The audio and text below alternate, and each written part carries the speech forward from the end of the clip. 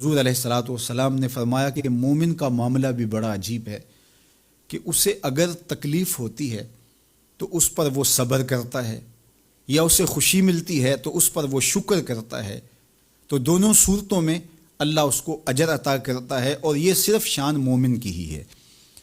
کہ وہ مصیبت پر صبر کرے، بلکہ فرمایا کہ مومن کے پاؤں میں کانٹا بھی چبھتا ہے تو اس کا بھی اس کو اجر دیا جاتا ہے، اس کے درجے بلند ہوتے ہیں، اس کے گناہ معاف کر دیے جاتے ہیں، اس کی خطاؤں سے درگزر کر لیا جاتا ہے۔ لیکن یہ مشروط ہے اس تکلیف کو صبر کے ساتھ برداشت کرنے سے۔ اگر وہ واویلا کرتا ہے، ناشکری کے کلمات کہتا ہے، تو تکلیف تو ختم نہیں ہوتی لیکن اجر زائل کر دیا جاتا ہے۔ تو اس لیے ہمیں ہر صورت کے اندر صبر کے دامن کو مضبوطی سے تھامنے کی تلقین کی گئی ہے، اور اہل ایمان کو یہ بھی سبق دیا گیا کہ جب انہیں کوئی بھی مصیبت پہنچتی ہے تو وہ کہتے ہیں انا للہ و انا الیہ راجعون، کہ ہم اسی کے ہیں اور اسی کے حضور پلٹ کے جانا ہے۔ تو یہ وہ امر ہے کہ جو ان کی طبیعت کے اندر ٹھہراؤ پیدا کرتا ہے اور ان کی زندگیوں کے اندر اللہ تعالیٰ جل شانہ پر جو یقین ہے اس کا پتہ دیتا ہے۔ اگر مصیبت کو اللہ کی طرف سے سمجھ کے، مان کے صبر کیا جائے، اس کو مقدور سمجھا جائے، اس پر واویلا نہ کیا جائے، اللہ کی نافرمانی کا کوئی کلمہ نہ بولا جائے، اپنے عقیدے میں تزلزل نہ آنے دیا جائے، اپنے رویوں کی خوبصورتی کو زائل نہ ہونے دیا جائے، تو اس کا مطلب ہے کہ وہ شخص مومن ہے، اس کا یقین ہے کہ یہ اللہ کی طرف سے ہے۔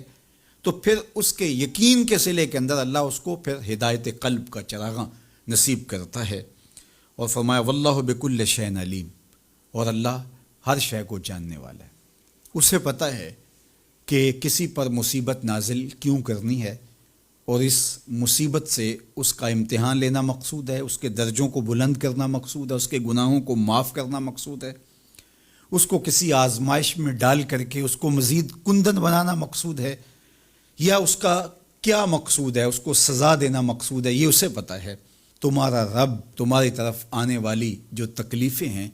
ان کے اندر ہزارہا پنہا حکمتوں سے واقف ہے۔ یہاں یہ بات بھی سمجھنے کے قابل ہے کہ جو شخص مصیبت کے آنے پر صبر اور استقامت کے ساتھ اس سے نپٹتا ہے اور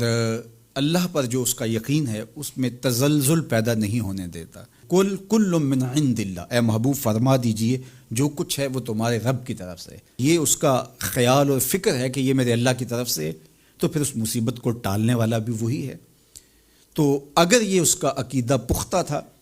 تو پھر وہ مالک کی دہلیز چھوڑ کے، مالک کی چوکھٹ چھوڑ کے کسی اور دہلیز پہ نہیں جائے گا، کسی اور چوکھٹ پہ نہیں جائے گا۔ وہ اس مصیبت کو دور کرنے والا مؤثر حقیقی اللہ کو ہی جانتا ہوگا، اور اسی کے حضور دعائیں کرے گا، التجائیں کرے گا، کسی شرک کا ارتکاب نہیں کر سکتا ہے، اور وہ مالک کی دہلیز سے کبھی روح گردانی نہیں کر سکتا، بلکہ اس تکلیف کے آنے سے وہ اپنے رب کے ساتھ اور زیادہ جڑ جائے گا۔ اور اگر وہ صبر کرے تو یہ اس کا ایک مرتبہ ہے کہ وہ حوصلے کے ساتھ اس تکلیف کو برداشت کرے، اور دوسرا مرتبہ جو اس سے بڑھ کر ہے کہ اس پہ اللہ کی رضا کے سانچے میں اپنے آپ کو ڈھال لے کہ جے سونا میرے دکھ وچ راضی، میں سکھ نو چلے ڈاواں۔ اگر وہ اس بات پہ راضی ہے تو کوئی بات نہیں ہے، میں اس پہ راضی ہوں کہ میرے رب کی یہ رضا ہے۔ تو یہ دونوں چیزوں کا مل جانا، یا دونوں میں سے کسی ایک کا مل جانا، یہ اللہ کی طرف سے اس کو دیا گیا انعام ہے جو اس مشکل حالات میں اس کو حاصل ہوتا ہے۔ اب وہ کس کیفیت میں ہے اللہ تعالیٰ اس کو خوب جانتا ہے، کہ وہ اس پہ صبر کر رہا ہے یا